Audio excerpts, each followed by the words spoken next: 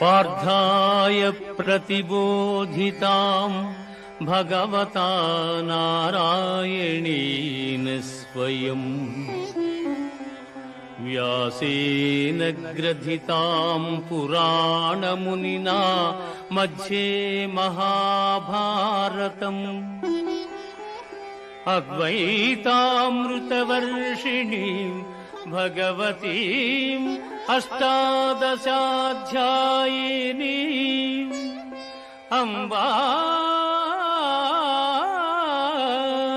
త్వామనుసందధామి భగవద్గీతే భవద్వేషిణీం భగవద్గీతే భవద్వేషిణీం.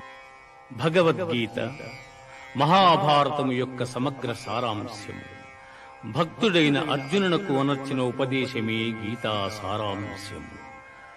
భారత యుద్ధము జరగరాదని సర్వవిధములా భగవానుడు ప్రయత్నించెను.